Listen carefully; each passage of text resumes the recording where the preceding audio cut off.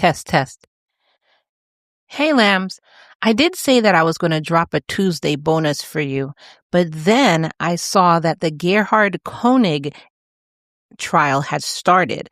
And so I thought to myself, what I can do for my lamb Patreons is bring them day by day of the trial. Now, don't hold me to it. I probably won't do it every day. I'm going to try my bestest. But if I don't, if I skip a day, I'm still going to like if I stop on day 3, but then I skip, delete.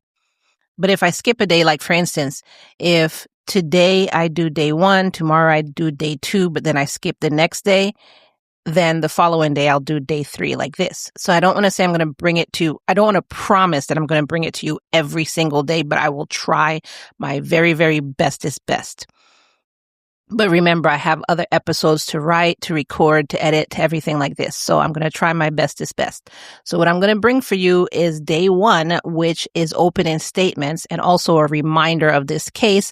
I'll also post the case, the episode in the show notes below. So if you forgot about that case, which I didn't do it that long ago, so it should still be fresh in your memory. But just in case, I'm going to post the link to that case below, and y'all are going to get the day-by-day coverage of this trial. And then when it's done and everything's wrapped up, then I'm going to post an update episode for the public. So I hope y'all are happy with that. Let me get into it. This is the recap that on March 24th, 2025, just after 10 a.m., and also this is going to be just raw. It's 1:24 in the morning, so I'm just going to record this, do very minimal edit into it. So if you hear me tripping up or anything like that, please forgive me. It's a really minimal editing that I'm going to do. So this is technically a raw recording.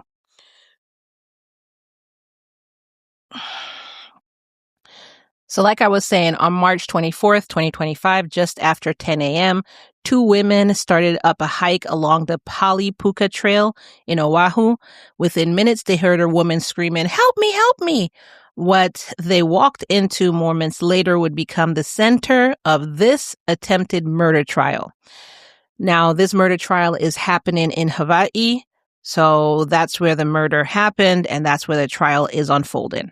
According to the state, when those witnesses turned the corner on the trail, they saw Gerhardt Konig on top of his wife, Ariel, hitting her in the head with a rock. One of them would later describe seeing him strike her, while the other saw him holding the rock near the edge of a steep cliff. And if you remember from the initial episode, he was trying to get her to stand near the edge of the cliff because he was going to push her off, and she didn't trust him, so she didn't do it. Then he just lost his shit, and that's when he started beating her in the head with the rock. When the witnesses saw her, she was covered in blood with visible gashes to her head, and she was trying to crawl away while screaming, "He's trying to kill me, call 911. So this is where the prosecution begins their case on day 1. Attorney Joel Gardner, speaking for the state, told jurors that this was not some random argument that spiraled out of control. He argued that Gerhardt made a deliberate decision that day. According to him, this trip to Oahu had been planned, including the hike itself, and what happened on the trail was intentional. He walked the jury through that morning, that the couple had traveled to Oahu for Ariel's birthday. Gerhardt had planned a trip. They went to the Pali Lookout and started the hike together, and at some point, Ariel became uncomfortable on the trail, like I told you, and then she wanted to turn around. I guess they were too far from people, and he was acting all weird. When they started heading back down, they were taking pictures along the way, and then that's when Gerhardt wanted Ariel to stand at the edge of the cliff for a photo, and when she refused, like I said, he lost his shit, and he pushed her backwards towards the drop. She fell, she grabbed onto him, fight or flight. She's holding on for dear life. If, you're not pushing me off a cliff. And that's when they began to struggle. And then the prosecution says that that's when he got on top of her, straddled her, and continued the attack. Ariel thankfully survived so she could speak for herself. And she said that she saw a syringe during that struggle. And, Gerhardt had brought that syringe with him. And none of these items, unfortunately, were ever recovered. As Ariel fought back and begged him to stop, she was reminding him about their children and their life together. You know, you don't want to tell your children that their mother is dead. And Gerhardt just said, quote, "I'm sick of this shit," before picking up a rock, and that's when he started bashing her in the head. Then the prosecution told a jury that the only reason that he stopped attacking her was because these two hikers came around the bend.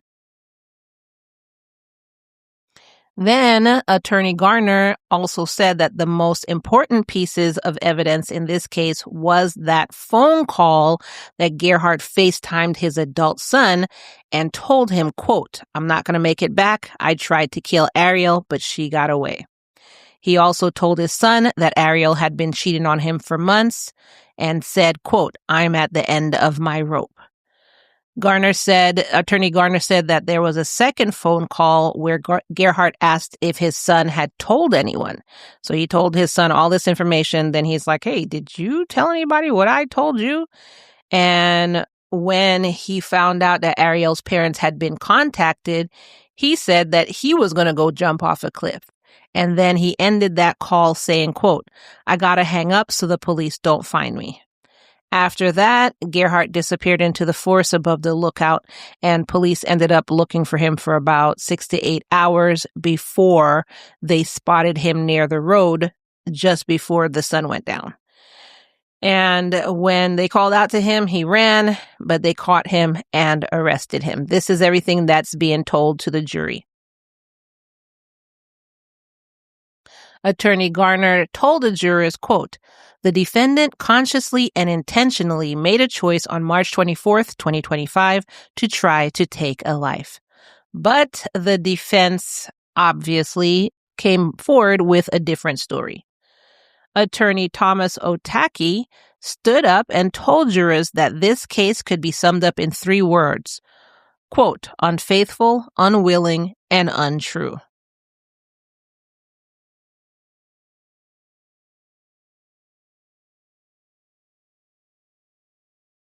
From the From the defensive's perspective, this was not a planned attack at all. It was a relationship that had been unraveling for months, and what happened on that trail was a fight that just simply escalated.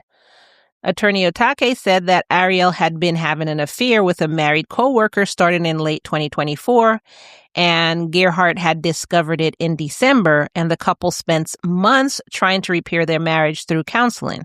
He told jurors that the trip to Oahu wasn't even Gerhardt's idea. It was Ariel's idea. I mean, even though it was Ariel's idea, that doesn't mean Gerhardt couldn't have been, well, this is a good opportunity, That's just me saying that. The defense emphasized that the setting itself didn't make sense for a planned murder. I mean, it could have been loosely planned out. A crowded hiking area in broad daylight near a parking lot. According to the defense, that alone should raise questions about premeditation. Anybody who's willing to murder should raise questions about how much sense they have. So I don't think that's a good defense.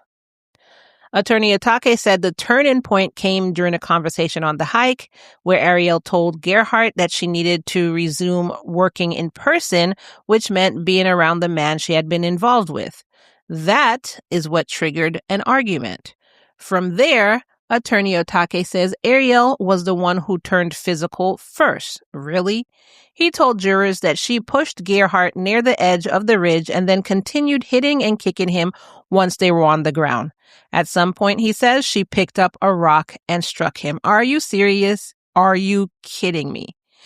If you remember in the last episode, they were saying the defense's whole thing was, was it really even a big rock? It was just a little rock, it was like a pebble. Now they're trying to say she's the one who started hitting him and then she picked up a rock. Is it the same pebble that you're talking about? Only then, according to the defense, did Gerhardt grab the rock and hit her back. Now we're saying self-defense. Where are all these bruises? Because I know she had a bunch of bruises. Where are all these bruises from her hitting him with a rock? Attorney Otake told the jury, quote, "It was a reflex. It was a reaction," saying that this was not an intentional attempt to kill, but a response in the moment. Okay, so what do you say about the phone call? Oh, well, here it is. He pushed back against the prosecution's claim about the phone call to Gerhardt's son. According to the defense, there was no confession. Attorney Otake told jurors that Gerhardt never said his goal was to kill Ariel, only that he had hurt her. I mean, yeah, I guess technically that's what he said. But then why would he call his son and say, "Oh, really, I fucked up"? Like, why would he call his son and say that? The defense also focused heavily on the physical evidence, or what they say is missing. No syringe was ever recovered from the scene. I mean, it could have fallen off the cliff. They said no vial was recovered and no physical evidence to support that part of the state's theory, except for the fact that he had all this mailed to him and he took it out of the office and he brought it to Hawaii with him. They also pointed to Ariel's medical condition after the attack. According to Attorney Atake, she had no skull fractures, never lost consciousness, and was discharged from the hospital the next morning. I mean, she was fighting him, so it's not necessarily that he was able to really get a good hit off. She didn't just sit there and let him bash her in the head with the rock. So she might not have lost consciousness. What is Okay. He told jurors that while the injuries looked severe, medically they did not meet the threshold for serious bodily injury or a substantial risk of death. He even pointed to details like Gerhardt having made dinner reservations for that same night and having a life insurance policy where Ariel was the beneficiary, arguing that those things don't align with someone planning a murder. Did he just make her a beneficiary of the life insurance policy, or that had been in effect for their entire marriage? So if you're bringing that up, unless like the day before they flew out to Hawaii, he got that life insurance policy, then I could see you bringing that up as evidence. Other than that, why did you even bring that up? And of course, he made dinner reservations. Let's say this is all alleged. If he allegedly thought about killing her, maybe he was on defense, maybe he wanted the day to look normal. So of course he would make dinner reservations. Then the defense continued saying, and then there's motive, which both sides approached very differently. The prosecution points to jealousy and resentment, specifically Gerhardt's belief that Ariel had been cheating on him. They tie that directly into the alleged statements he made to his son and the escalation on the trail. The defense doesn't deny the affair. Instead, they lean into it. They argue that Ariel's actions, including the affair and the breakdown of the marriage, created a volatile situation that led to a fight, not a planned attack. They also suggest that Ariel has her own reasons for how she's telling the stories, including divorce proceedings, custody of their children, and financial considerations. According to Attorney Atake, within days of the incident, Ariel had retained an attorney, dismissed the restraining order instead of testifying, filed for divorce, and sought full custody. Everything we talked about in the previous episode, and they had a reason for all of those. Quote, "You will see how she is using the claims in this case, in the divorce, to get everything," he told the jury. Then came the witnesses, and their testimony is where things start to narrow. Amanda Morris, an ICU nurse, testified that she and her friends were only about 5 minutes into the hike when they heard the screams. When they reached the scene, she saw a man on top of a woman, and she saw him hit her in the head with a rock. She also made it clear she did not see how the altercation started. She described Ariel as covered in blood with large gashes to her head and said she was not able to walk on her own, instead moving down the trail with assistance. On cross-examination, the defense highlighted that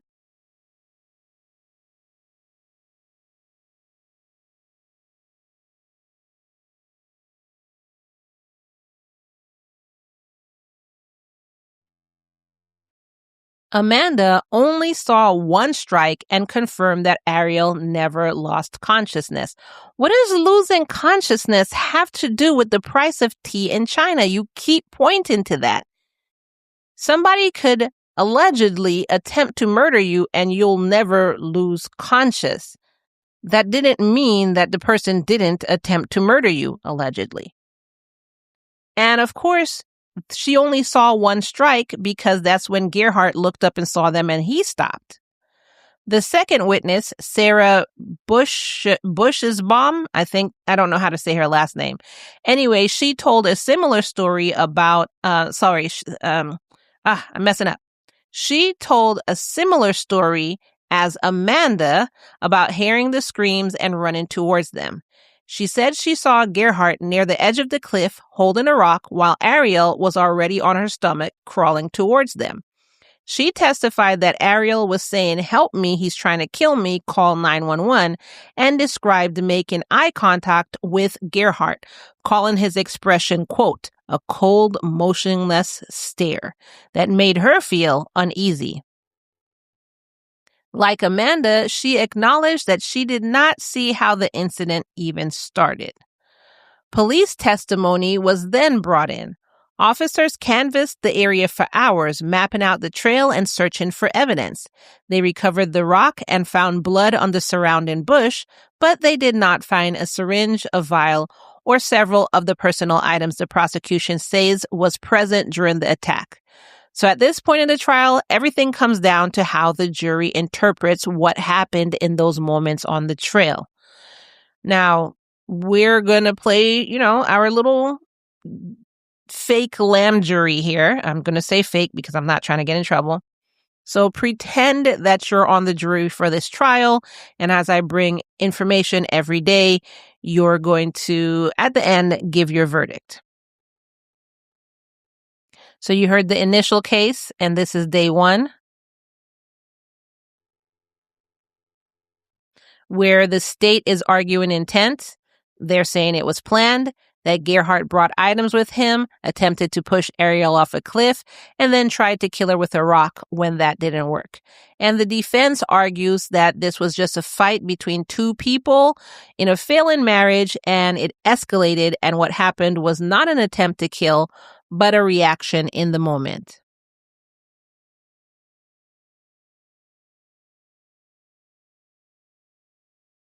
So don't make any decisions yet. Just take all the facts in, and I'm going to bring you day 2 tomorrow.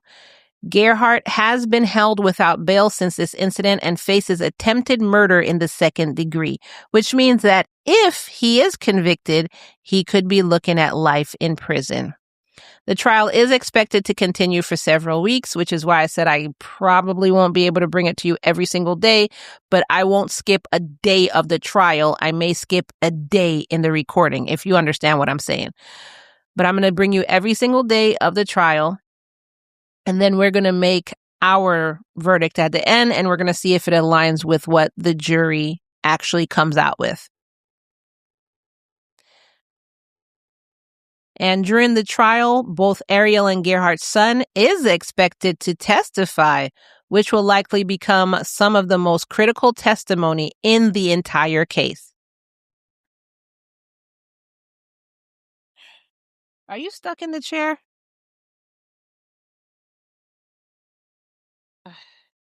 Go lay down somewhere.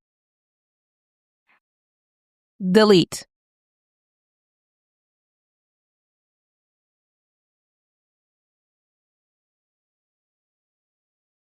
And that is all I have for you for day 1, and I'll see you tomorrow for day 2. Let me know if you're interested in this, and I'll continue it. If you're not, if you're just like, I don't want to hear this, you just rather delete. If you're not, and you would just rather wait for the update, which tells you everything that's happening all in one episode, then let me know that, and, I'll just do that.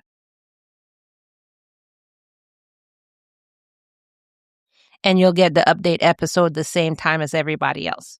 So I want to do whatever you want me to do. So just let me know in the comments below. In the meantime, look in the show notes below if you don't remember all of the facts of the initial case, and you could hear all of those facts, and you could put it together with day one and moving forward throughout the case. All right. Thank you so much for being part of the LaM Fam. Thank you for delete. Thank you so much for your support, and I'll see you in the next episode. Bye.